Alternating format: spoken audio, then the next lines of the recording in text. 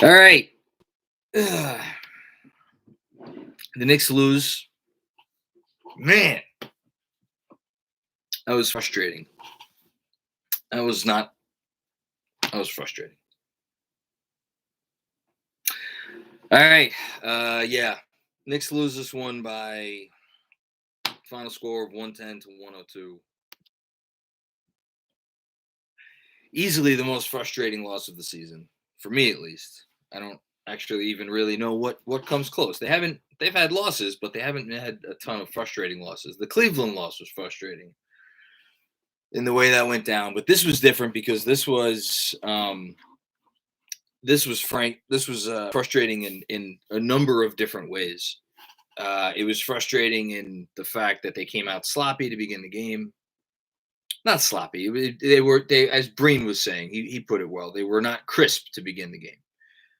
It was frustrating in that Julius Randle, and I'm not about to sit here and complain about Julius Randle, who's been the only reason this team has won any games this year. But he took the matchup with Lauri Markkanen a little bit too personally, it seemed, and reverted into some of his less than desirable tendencies at times. I mean, he was also, put up a great stat line and was ultimately more helpful than harmful. But there was a lot of stuff from Randle that you'd like to have back, including that last turnover there. It was frustrating by the fact that they came out in the third quarter not ready to play. Not that I shouldn't say not ready to play. They weren't crisp to begin the third quarter.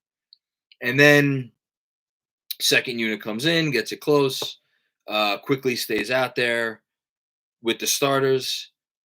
They make their run. The defense is playing.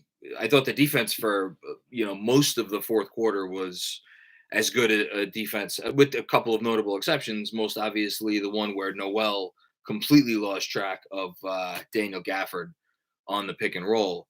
Other than a couple of possessions, I thought their defense in the fourth quarter was as well as anything they've played this year.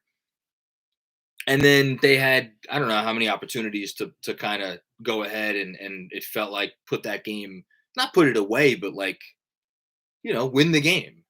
I don't know, 4, 5, 6 opportunities and just couldn't convert. I mean, where'd they end up going tonight from 3? 5 of 29 was that their final stat line from 3-point. 6 of 29. Excuse me. I thought it was 5, but okay, that's fine. So they ended up 6 of 29 from 3. I mean, the numbers for this game did not speak even remotely to a game that you are supposed to win. They were 6 of 29 from 3. They assisted on 21 baskets to the Bulls 30. They shot 43% from the field to the Bulls 48. They obviously the 3-point shooting was terrible. It wasn't a game they were supposed to win, but at the same time, it was absolutely a game they were supposed to win, because if there's one thing that I come away from this game feeling very strongly, it's that the Knicks are a better team than the Bulls, which is not something I thought before the season. And I'm not even sure that's something I thought before this game, but after watching this game, I could say unequivocally, the Knicks are a better team than the Bulls. They have more guys that will make winning plays when it counts. They have Randle, they have Burks, or I don't know why I mentioned Burks second, but they have Barrett, they have Quickly. We're going to get to Quickly. They have Burks. I thought Burks played a good game. Noel, my God, what an uneven game from Noel. I mean, I get why Tom Thibodeau had him out there. He was trying to trap a little bit more to, because clearly the Bulls were getting everything they wanted on the pick and roll. So Tibbs was showing high more early in the possession, and it was actually jamming up what the Bulls wanted to do, and it flustered them for most of the fourth quarter. And Noel is better than that at Mitch, and I get that. But at the same time, Noel is not the rebounder that Mitchell Robinson is. He's not the lob threat that Mitchell Robinson is. He is not the and this is crazy to say, I don't even think he's the decision maker that Mitchell Robinson is, because he didn't come out on that final 3-pointer. But I get it. I'm sure there will be some critiques after this game Let's see. I'll start going to the comments. Raphael Burgess. Vets can make infinite mistakes, and the young core gets pulled after one mistake. I mean, look, you could tune into literally any game in the NBA, and you're going to see the same shit. Coaches are going to rely on their vets because their vets are going to make more correct plays than rookies. Did Obi Toppin get a quick hook after a couple minutes? Yes, but I think when we talk about the Toppin quick hooks, I think we have to talk about them in the context of the fact that he's getting a quick hook for Julius Randle, and Julius Randle has been, again, playing at an all-star level. Am I going to kill Tibbs for only getting Toppin? How many minutes did he get? I'm guessing, 8, 9? 8:46. Okay. No, I'm not going to kill him for that. RJ Barrett ended up playing 30 minutes. I saw some people on Twitter commenting that he could have put Barrett into the game earlier. I think he was just trying to get more shooting on the floor. Did it work? No. Should he have put Barrett out there earlier? I mean, I don't know. Barrett ended up 0-3 from deep. He was 7-17 from the floor. Whatever. Again, that's not something I'm going to kill Tibbs about. If you want to kill him about it, you could feel free. I'm not going to. And then, of course, the starting point guard situation. So, final tally tonight, Elfrid Payton, 17 minutes and 41 seconds. Immanuel Quickley, 30 minutes and 19 seconds. So, essentially what we have now and what I would expect moving forward is you're going to have Immanuel Quickley playing starters minutes off the bench. Unless Payton comes out and has a really good game in the first quarter or the third quarter, I guess, I suppose. Which, again,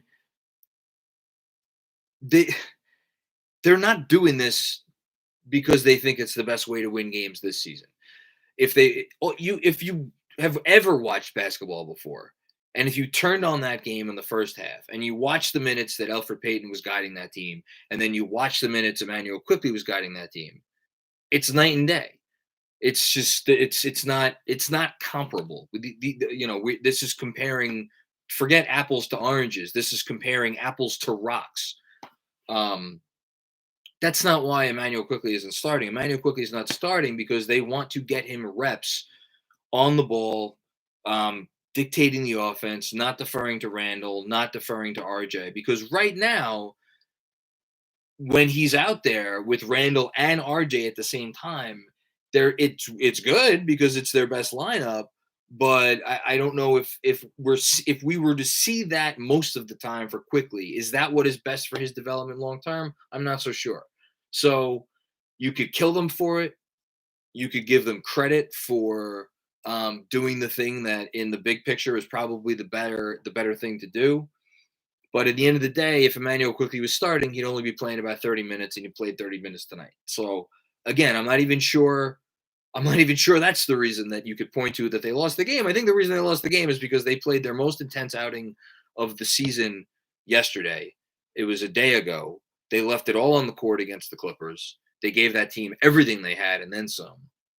And they came out tonight and they played, one of their more uneven performances of the night, which sucked because, again, they are better than that team. And they should have won that game, even though they, gave up 1,000 points to Lauri Markkanen and all that stuff. But, I mean, what can you do? So I'm going to go to the chat and take about 10 minutes worth of questions. That's one of those ones where, oh God, what a frustrating fucking loss. All right. What do we have here? None of our bigs understand what to do when it's time to rotate to the open man. And what's funny is they'll be directing others when their man is open. That's a good comment. Thank you for that. I don't disagree. I think our bigs can rotate better. I think Noel gets lost on rotation sometimes. I think Mitch is better than he has been in the past, considering that they're asking him to do more. I'm more forgiving of Mitch because he's whatever he is, 22 years old, and Noel is kind of what he is at this point. He's 26. But that's a way to ask for more Taj Gibson, because if you get more Taj Gibson in the game, you're definitely going to get the spot on rotations. Is that really what we want? I don't know. But again, you're okay with it if it's Mitch because he's learning on the fly. So, Bullock shouldn't play over Knox from Zach Santos. We're getting to that point with Reggie Bullock. Reggie Bullock tonight was. Did he make a shot? I feel like did he make one shot? He made one shot. One. Uno. One huevo. He was 1 for 7. That's not what you want. He was 0 for 4 from 3. He has not been good. Reggie Bullock has been bad. I don't know how else to say. He's been. I think if you want to say that Tibbs is overrating his defense, I'll hear you out on that. I do think his defense has been solid. Is it enough to give him the nod for minutes over Knox, over Frank? This is the same question you could ask about Alfred Payton at this point, which at some point they owe it to Ntilikina, I feel like, to give him a chance, either at the small forward position or the point guard position, because there's just enough. Like, it's Bullock, it's Payton. They're not playing great, but Tibbs is watching these guys in practice every day. He knows what he's seeing. I still cannot get on here and rant and rave about a coach who has this team 9-13 when this team had no business being 9-13. But at some point, I could sit here and make that argument at 9-13. It's tougher for me to make that argument at like 10-16 or 11-18. So, we're not there yet. But at some point, the critiques of the decision making become more valid. It's a give and take situation. That's all I'm going to tell you. All right, can we talk about something good now? Brooklyn Belly reminds me, because I've gone 12 minutes without talking about the most important thing in this game, which is Emmanuel Quickley's performance. So, it's either Quickley or Barrett every night. Gives you so much hope as a Knicks fan moving forward. And if we all take a step back off the ledge, which is very tough for me, and I know it's tough for all of you because you're crazy like me, because you're sitting here and watching me talk about this fucking frustrating loss at 11 o'clock at night, whatever it is. But we need to take a step back off the ledge and realize, again, they struck gold here. They really struck gold with this kid. I don't know how else to say it. Man, some people are hard on the chat on Tibbs. Like, dude, what do you people want? He took this dog shit lineup and he has them 9-13. They have a top 10 defense and they're playing respectable basketball. I'm sorry, I have to go say this real quick. What did you want? How do you really seriously go on a rant and say Tibbs sucks? They were picked to win 22 and a half games. He has them playing hard every night. They've been in literally every game in the fourth quarter. One game against the Denver Nuggets, who, by the way, have been playing as well as anyone for the last several weeks. That's the only game they were out of in the fourth quarter. And you really want to get on Tibbs and say Tibbs doesn't know what he's doing? Come on. Fine, you want to nitpick about the rotation shit, but, you take the good with the bad. He has them playing hard. He has them playing competent. He has them in sound schemes that mix well with the personnel that they have. What else do you want the man to do? I'm sorry that he doesn't cross every T and dot every I to your liking, but please, have you not watched the coaches that have come through this city in the last 20 years? You want to get Jeff fucking Hornacek back here? You want to get, what was the shitbag we had before him? I can't even remember his name, the point guard for the Lakers. My God. Or Fizz or Isaiah Thomas. Come on, people. Derek Fisher, thank you. I'm sorry. This gets me frustrated. This gets me mad at our fans. Be happy with what you have. We got a real coach. This is what a real coach looks like. And this is what a real coach team looks like. Because you want to see what a not real coach team looks like? Either turn on tape for most of the last 20 years or watch a half dozen of the other teams that don't know what the fuck they're doing on any given night in the NBA. It's okay to be frustrated, and it's okay to want him to do different things. But to come in a place like this and be like, Tibbs is lost and he's an old man and he doesn't know what he's doing. Come on, that makes us look stupid as Knicks fans. Because every other person watching the NBA looks at this situation and be like, holy God, he's got those guys playing like this? Andrew Wiggins, someone just mentioned the Timberwolves. Andrew Wiggins just went on the podium this is the last thing I'll say, and then I'll get to quickly. Went on the podium last week. He spent his whole career with the Timberwolves before he went to the Warriors. And he was trying to put it so delicately. And finally, he had to come out and be like, this place is organized. They know what the fuck they're doing. They have a clue. And he didn't come out and say, and then finally he came out and say, oh, actually, there was one time in Minnesota where they had a clue when Tom Thibodeau was the coach. I'm sorry. It just gets me really frustrated because it's okay to be mad at certain things, but just keep it within reason. That's all. That's all. I'm sorry. All right. Now I'm going to talk about Emmanuel quickly because we should be happy about Emmanuel quickly. He played, like I said, 30 minutes. Didn't have a great shooting night. He was only 5 for 13. Other than that huge three. Oh my God. I lost my shit when he had that three. He was 2 for 7 from three. Got to the line 4 times. Of course, he made all 4. 7 assists. And I feel like I could talk about a different thing every night with quickly. The thing I'm going to talk about tonight, and it's because we've been a little critical of him.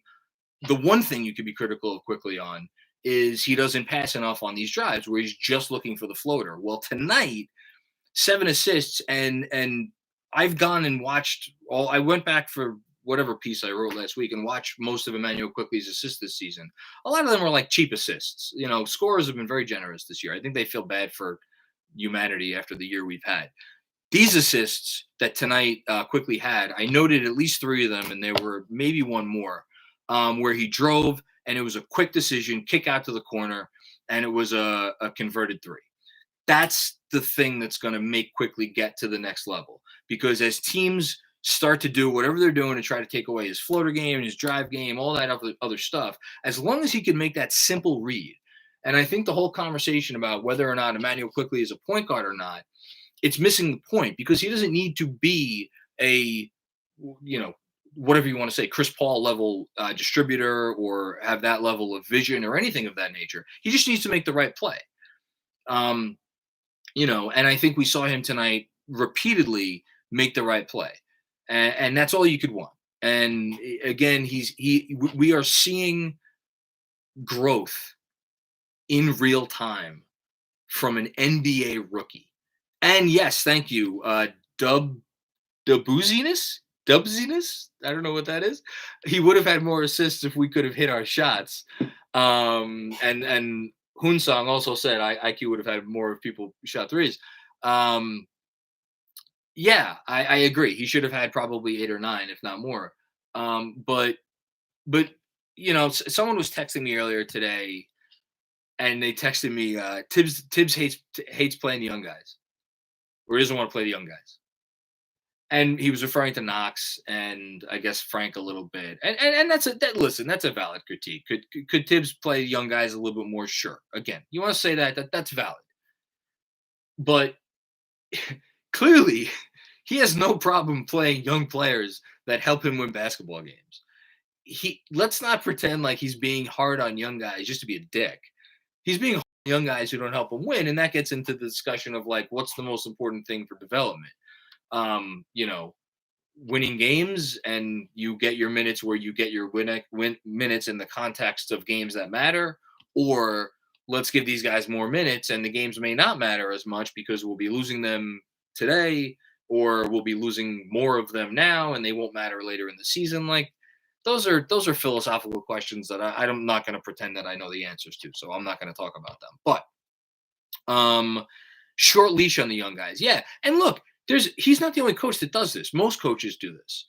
I mean, we're all would build a statue to Jeff Van Gundy if we could. And he, has talked a lot about Tibbs' methods over the years. And he's like, yeah, you don't play young guys who don't deserve the time because that's how you tank accountability. Anyway, my lovely producer, Andrew Claudio, texted me, potential question if you're looking to extend. I am looking to extend because I always talk. What did you see from LaVine tonight? He was off, but showed up at the end as the closer. I think Zach LaVine is one of the 10 most talented offensive players in the NBA. Zach LaVine is not one of the 10 best players in the NBA. He's not one of the 20 best players in the NBA. Might be one of the 30 best players in the NBA. Maybe. I think he has not yet found the correct situation for him. Wow. Thank you, CT Pittman. Thank you for that. I really appreciate it. Wow.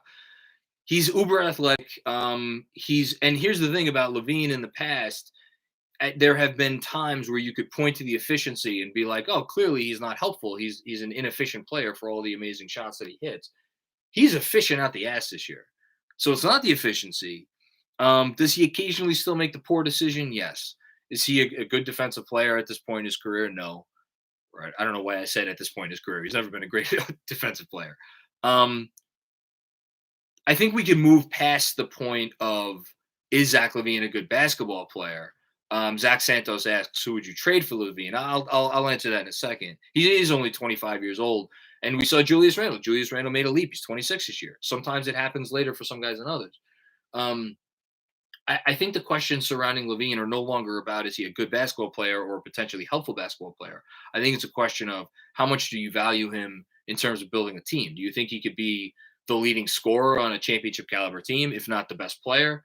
Do you think he is a guy that, if you have, I'm just making up a name, if you have Joel Embiid on your team and Zach LaVine is your second best player, what's your ceiling? I think we're at that point with LaVine. So to answer the question, someone says he's not a winning player. Like, I don't know. How do we know Zach LaVine's not a winning player? He's the best player on a team that we watched that team tonight. What else does that team really have? Is Kobe White any good? I mean, Lauri Markkanen was hitting the shit out of everything, but that's Lauri Markkanen has had a very uneven career, to put it politely, and he's not much on defense. I don't know, who was the Bulls' second best player tonight? Thad Young, Garrett Temple. I understand Markkanen obviously had 30, so he's the answer to that question. But Donovan Mitchell just tweeted, "This Dallas Suns game is crazy." Okay, I guess I better go turn that on. Yeah, Andrew Chen. You could say that Devin Booker isn't a winning player either, and I think he changed that narrative last year. And I think it doesn't take much to change the narrative. So what would I give up for LaVine?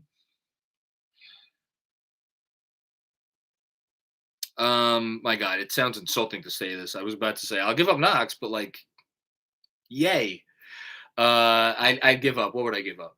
I mean, the question comes down to, would you give up this year's Dallas pick? Or let me rephrase that. If you're Brock Aller, do you offer the lesser of the two picks that New York has this year? So here's how it would look. You could have the worst of the two picks. And you could even top 10 it, top 10 protect it. Say you could have the worst of the two picks, as long as one of them ends up outside the top 10. If both of them end up inside the top 10, then you don't get either pick, and then it rolls over to New York's pick next year. That's the best asset in the trade. That doesn't get it done. Chicago says no to that. Okay. If you give them that pick, do you want to give them that pick and the 2023 Dallas pick? I'm not giving up Obi. I see a few people saying Obi. I'm not giving up on Obi. First of all, stupid NBA teams trade players when their value is at its lowest. And unless you have come to a conclusion that Obi Toppin is already a bad basketball player, which I certainly haven't, then his value is at its lowest right now. Let's wait to see him do some of the stuff we know he could do. Yeah, I know he's 22, but he took him a while to develop at Dayton. It's going to take him a while to develop in the NBA. Let's give the kid 50 games. So I'm giving up that pick. Do I offer that pick and the 2023 Dallas pick? Man, I'm giving up 2 first-round picks for Zach LaVine. I really don't want to do that. Really don't want to do that. But he's really good, and he's under contract next year, and he'd probably re-sign here. I don't know. This is a tough question. Overratedness. These are creative names, man. That's still not enough, Macri. You're right. It's not enough. And yet other people don't want to do it. I don't know, but that to me, you're looking at something like that. You're looking at a first round pick that Chicago feels like it's going to be a pretty good pick. They would have to have faith in Knox. Do we have anybody else that they want? Do they want Frank? Do they want Dennis Smith Jr.? Maybe a couple of these seconds. The Reinsdorfs are still cheap. You could manipulate second round contracts. Maybe the Pistons pick this year. It's a possibility. I don't know. Here's the point. I don't think I'm going to give up enough for Chicago. I think they're going to want more than what I have to offer right now if I'm Leon Rose. So yeah, I don't think we're trading for Zach LaVine right now. But it's a good question. I'm definitely not giving up Randle. I want to bring LaVine here to pair with Randle. And if they're trading, someone mentioned Burks. If they're trading Zach LaVine, what are they going to do with Burks? If they're trading Zach LaVine, that means they're going to tank this year. So I don't think they're going to want any of our veteran pieces. The refs just fuck the Suns. Oh no, I don't like to hear that. That doesn't make me happy. Okay, I'm going to take a couple more. Someone says pull the trigger. LaVine with quickly Barrett, Randle, and Robinson would be a squad. It would be a squad. It would be a squad. But man, it would be a squad. It would be a squad. No, got to be patient. Let's be a little patient. There's no need to trade for Zach LaVine right now. There's no rush. Let's not rush it. We've tried to rush things in the past. They're doing things the right way here. Let's stay patient. Why would the Bulls trade him? That would make them the worst team in the league. That's why they trade him. They would trade him to become the worst team in the league and get a head start on Fade for Cade Brigade. Which, if you're Chicago and you're a brand new regime, Karnisovas, Billy Donovan, if anybody ever had an excuse to tank this season away and guarantee themselves a top 5 draft pick and a draft that's going to have a strong top 5, it's them. Jeremy asks, how is Rivers playing over Frank? When do we revolt? I don't know, man. Rivers has won them some games this year. He outright won them one game, and he's been helpful. I think Rivers has been helpful than not, but you're seeing what Rivers is. He's been a bench player for most of his career for a reason. When he's off, he doesn't give you that much because although he does try hard on defense and he knows where to be on defense, I don't know. I don't think Rivers is the guy that loses his rotation spot to Frank. If I'm putting Frank in the rotation, I want to put him in place of Peyton. Do I think they'll do that? No, but that's what I would ask for. The Knicks need to circle the Magic, says Zeke Smith. I was looking at the Magic earlier today. I was thinking about them yesterday too. Terrence Ross, man. I think the Magic would probably ask for too much for Terrence Ross. But if you want to talk about a guy that is like the rich man's version of Austin Rivers, it's Terrence Ross. Terrence Ross, I just mentioned Zach LaVine and talked about what a good, or as Clyde said, what a good bad shot maker he is. Terrence Ross makes some bad shots. He can help a team, but I have a feeling a contender is probably going to deal something for Terrence Ross because he could swing a playoff series, I think. Obi Knox, 2 Dallas picks in 2 seconds. I'm not giving up on Obi, guys. Thoughts on signing Evan Fournier? I don't see him as I don't know. Doesn't strike me as a guy they're going to go after. I'll call that a gut feeling. The Knicks should just, Jonas Plout, the Knicks should just go for Oladipo. He would have a similar impact to Hayward. Oladipo continues to be the guy that I would go for because I think he'll come at a cheaper cost than LaVine. I think you could get Oladipo without giving up anything that potentially is going to hurt you. And I think it just comes down to what do you do this summer when Oladipo says, okay, you got me. Now give me 5 years.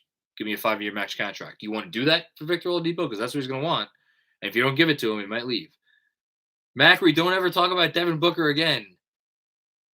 What bad thing did I say about Devin Booker? Did Devin Booker just win the game? I can't watch the game because I'm doing this from my studio / laundry room. Booker come back to Kentucky, baby. I guess Devin Booker just won the game. Okay. Well, thank you, Devin Booker. For the record, I've never said anything bad about Devin Booker. All I said was that his reputation was as a losing player before last year. I love Devin Booker. You want to talk about you want to talk about a guy that I would give up way too much for? It's Devin Booker. Are we a 26-win team, Macri? I think I predicted 26 wins for them this season. No, I think we're a 30-win team. So I was wrong. Man, don't ask me what I would give up for Devin Booker. And thank you, Phoenix. Oh, wait, the game isn't over yet? Oh, okay. Maybe I shouldn't praise them yet. Why does okay, I got to get out of here because I got to write a newsletter for tomorrow. Why does Tibbs love Bullock so much? He can't shoot to save his life. He loves Bullock because he's dependable on defense. He knows where to be. His effort's always there on defense. He doesn't make mistakes on defense. He's not perfect, but he doesn't make mistakes. Tibbs loves those types of guys, and he's a 38% career three-point shooter coming into the season. He's just been slumping, so that's why he loves him. Suns Mavs final. All right, thank you, Andrew, for updating that. Luka looks pissed. Mavs downfall coming. What would I do if Luka? Oh my God!